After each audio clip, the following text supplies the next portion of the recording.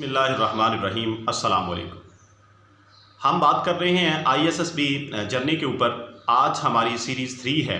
हम इसमें डिस्कस करेंगे इनिशियल मेडिकल के बारे में। इससे पहले हम ISSB का ओवरव्यू और इनिशियल टेस्ट को एक्सप्लेन कर चुके हैं। आज का हमारा मौजू है इनिशियल मेडिकल टेस्ट, यानी PMA के लिए जब हम लॉन्ग कोर्स पे अप्लाई करते हैं, अप्लाई करने के बाद जब हमारा इनिशियल टेस्ट जो है वो पास हो जाता है, हम रिकमेंडेड हो जाते हैं इनिशियल टेस्ट के अंदर, तो अगला फेज़ जो हमें डेट मिल जाती है मेडिकल टेस्ट के लिए, उस गिवन डेट पे हम रिक्रूटमेंट सेंटर पे पहुंच जाते हैं। तो उस हवाले से कैंडिडेट को क्या प्रिपरेशन करनी चाहिए? सबसे बड़ी गलती जो कैंडिडेट मेडिकल टेस्ट वाले दिन करते हैं वो है उनकी ड्रेसिंग। आमतौर पर वो सूट पहन के चले जाते हैं, पैंट कोट इस तरह का पहन के चले जाते हैं कि बाजू फोल्डिंग में, या आपकी जो ट्राउज़र होती है उसकी टांगें नीचे से ऊपर फोल्ड करने में आपको प्रॉब्लम होती है। तो इस तरह का ड्रेस पहने जिसको आप इजीली ऊपर कर सकें। कोई शर्ट इस तरह की पहने वहाँ पे आपको उतारनी पड़ती है तो आप इजीली उतार सकें। इस तरह का ड्रेस आपने यानी खुला डुला सा पहनना है कि इजीली आप उसको ऊपर कर सकें, बाजू को नीचे टांगों को फोल्ड करते हुए, और इजीली उसको नीचे कर सकें। उसकी वजह यह है कि आपकी पूरी बॉडी जो है उसको ऑब्जर्व किया जाता है इनिशियल मेडिकल टेस्ट के अंदर। अब हम स्टेप बाय स्टेप देखते हैं कि क्या कुछ ऑब्जर्व करते हैं मेडिकल टेस्ट में। तो सबसे बेसिक चीज़ जो है वो तो है आपका हाइट और वेट जो है वो मेजर किया जाता है। हाइट जो है वो जितनी आपकी है उसकी आपको कोई तैयारी नहीं करनी पड़ती, जितनी है उतनी ही मेजर होगी। और उस हवाले से अगर आप उस मेयार पे पूरा उतरते हैं यानी 5 फुट 4 इंच, तो आप जो है इस हाइट वाले टेस्ट में पास हैं। वरना आप इससे अगर कोई 1 इंच या ½ इंच भी आपकी हाइट कम है तो आपका जो फर्दर प्रोसेस है वो जारी नहीं रहेगा, आप जो है वो मेडिकल टेस्ट में फेल हो जाएंगे। इसी तरीके से आपका वेट है, वेट को आप जो है वो चेंज कर सकते हैं, यानी आपका BMI के मुताबिक वेट होना चाहिए। बॉडी मास इंडेक्स जो है वो आप गूगल कर सकते हैं, वहाँ से अपनी हाइट के और एज के हवाले से अपनी वेट को देख सकते हैं। उतना वेट आपने अपना करना है, उससे ज़्यादा नहीं होना चाहिए। तो हाइट और वेट के बाद जो है आपकी होल बॉडी को ऑब्जर्व किया जाता है कि बॉडी के ऊपर कोई कट तो नहीं लगा हुआ, कोई निशान तो नहीं है, कोई ज़ख़म तो नहीं है, कोई हड्डी जो है वो ब्रेक तो नहीं हुई, टूटी तो नहीं हुई, डैमेज तो नहीं है बॉडी का कोई पार्ट जो है। तो इसको जो है वो फिज़िकली ऑब्जर्व करते हैं बाइक से। अगर कोई कट वगैरह हो तो उसको जो है वो फिर आपको रेफ़र कर दिया जा सकता है CMH के अंदर, यानी जो आपके जो स्पेशलिस्ट डॉक्टर्स हैं वो उसको ऑब्जर्व करते हैं, देखते हैं कि जो कट है बॉडी के ऊपर निशान है किस चीज़ का है और इसके क्या नुकसानात हैं। आया कि बॉडी जो है वो डैमेज तो नहीं है, फर्दर जो आपने सिलेक्शन अगर आपकी हो जाती है तो आपने ट्रेनिंग में जाना है तो इसका कोई नुकसान तो नहीं होगा आपको, कोई इसका आपकी ट्रेनिंग के अंदर इफ़ेक्ट तो नहीं होगा, इम्पैक्ट तो नहीं पड़ेगा, बुरा इम्पैक्ट जो है। इसके अलावा जो है फिर आपकी चेस्ट मेजर की जाती है, यानी चेस्ट जो है वो कितनी है, जितनी गिवन होती है ऐड के ऊपर उतनी आपकी चेस्ट जो है वो मेजर करने पे पूरी होनी चाहिए। चेस्ट के साइज़ के बाद चेस्ट कंप्रेशन और फ्रैक्शन जो है, यानी सांस को रोक के चेस्ट को जो है वो कंप्रेस किया जाता है, दबाया जाता है, फिर उसको फ्रैक्शन के फैलाया जाता है। तो वो भी एक स्टैंडर्ड होता है, उस स्टैंडर्ड के मुताबिक अगर वो फैल रही हो चेस्ट जो है वो सांस रोक के और सांस निकाल के, तो फिर अगर आप उस मेयार पे पूरा उतरते हैं तो आप फिट हैं मेडिकली, अदरवाइज़ आप मेडिकली फ़िट नहीं हैं। तो इसकी थोड़ी बहुत तैयारी हो सकती है। वो ये है कि आप प्रैक्टिस करें, सांस को रोक के सांस को निकाल के इसको जो है कंप्रेस एंड फ्रैक्शन करने की, यानी इसको दबाने की और फैलाने की प्रैक्टिस करनी चाहिए। जो प्रैक्टिस नहीं करते हैं उनको इसमें प्रॉब्लम आ सकती है, वो मेडिकल टेस्ट में फेल हो सकते हैं। इसके अलावा जो है आपका बॉडी स्ट्रक्चर जो है उसका बड़ा इम्पैक्ट है आपके चेस्ट साइज़ के ऊपर, चेस्ट कंप्रेशन और फ्रैक्शन के ऊपर। यानी अगर आप बहुत ज़्यादा वीक हैं फिज़िकली, आपका बॉडी स्ट्रक्चर जो है वो कमज़ोर है, आप हड्डियों का ढांचा है, तो आपका चेस्ट साइज़ जो है वो ऑटोमेटिकली कम होगा, आप साइज़ पूरा नहीं कर पाएंगे। तो आपको तैयारी करनी चाहिए, अपनी फीड बेहतर करनी चाहिए और एक्सरसाइज करनी चाहिए चेस्ट की, कि आप अपने चेस्ट साइज़ को इम्प्रूव कर सकें। और इसके अपोजिट जो है, अगर आप की जो बॉडी है वो फैटी है, फैट है चेस्ट के ऊपर, तो फिर आपको चेस्ट फैलाने में प्रॉब्लम हो सकती है।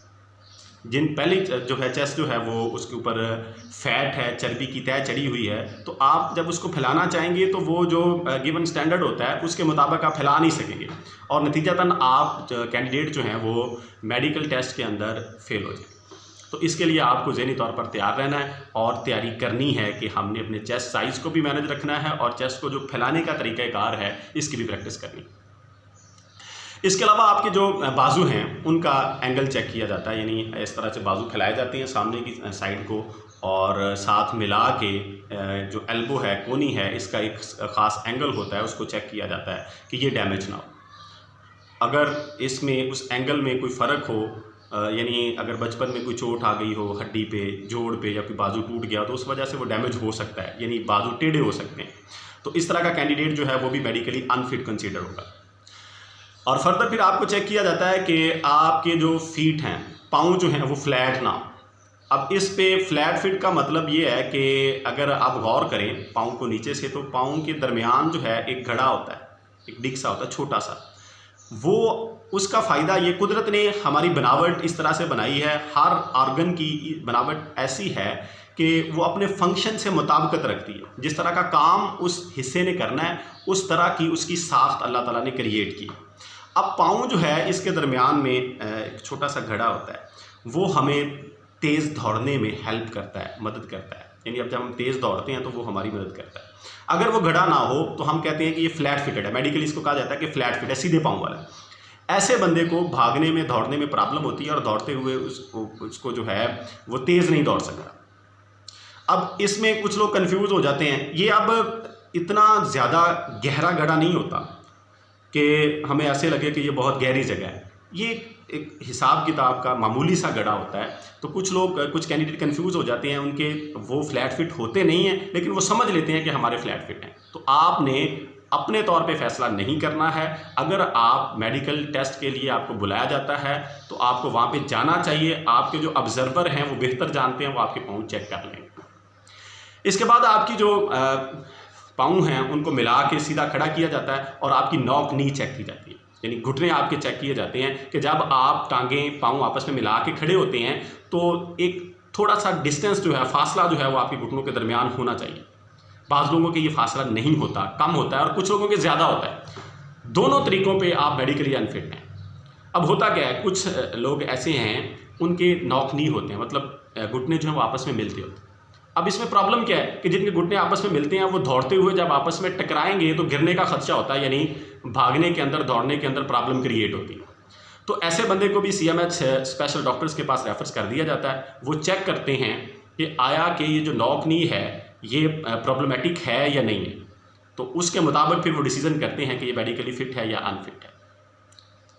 आपका विजन चेक किया जाता है कैंडिडेट का, यानी नज़र जो है वो 6x6 होनी चाहिए।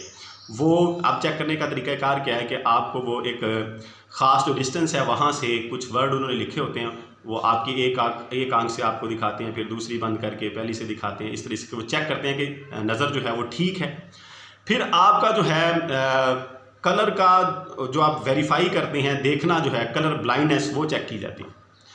वो भी इसी तरीके से चेक की जाती है कि जो कलरफुल लिखा हुआ होता है एक पेज के ऊपर वो आपको दिखाया जाता है, उसमें मिक्स कलर्स होते हैं कि अगर तो आप उसको आइडेंटिफाई कर लें कि ये क्या लिखा हुआ है तो फिर आपको कलर ब्लाइंडनेस नहीं है। अगर आप आइडेंटिफाई नहीं कर पाते कि क्या लिखा हुआ है, इसका मतलब है कि आपको कलर ब्लाइंडनेस है, तो ऐसे इंसान को भी मेडिकली अनफिट कंसीडर किया जाता है।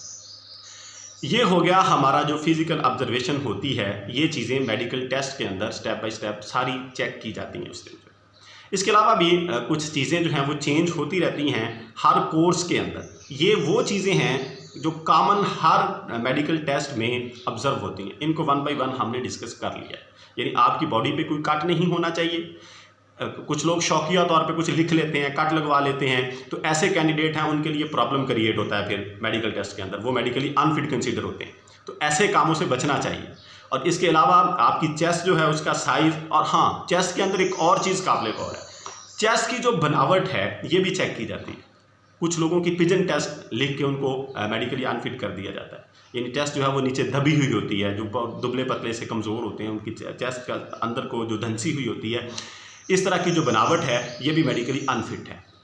उसका इम्पैक्ट ये होता है कि जो इस तरह की बनावट होती है, इस तरह की साख्त होती है, जब सांस के ज़रिए से हम निकालते हैं, चेस्ट को फैलाना चाहते हैं, तो वो जो गिवन स्टैंडर्ड होता है उसके मुताबिक फैलती नहीं, तो ऐसा कैंडिडेट भी मेडिकली अनफिट कंसीडर होता है। तो इन तमाम चीज़ों को हमने जहन में रखना है। जब हमारा इनिशियल टेस्ट पास हो जाएगा तो इन सब को ऑब्जर्व करना है हमने खुद अपने तौर पर, और जो हम हमारे अंदर वीकनेस है उसके लिए हमने खुद को तैयार करना है और तैयार करके गिवन डेट पे रिक्रूटमेंट सेंटर पे जाना है, ताकि हमें कोई इस तरह की कंडीशन का सामना ना करना पड़े कि हमें बाद में शर्मिंदगी हो और हम मेडिकली अनफिट हो जाए। उम्मीद है आपको ये तमाम चीज़ें समझ आ गई होंगी। मज़ीद वीडियोस में आपके साथ ये चीज़ें डिस्कस करता रहूँगा और फर्दर क्या प्रोसेस है वो भी आपको बताता रहूँगा। उम्मीद है आपको समझ आई होगी। अपना ख्याल रखिएगा। फ़ी अमानिल्लाह। अल्लाह हाफ़िज़।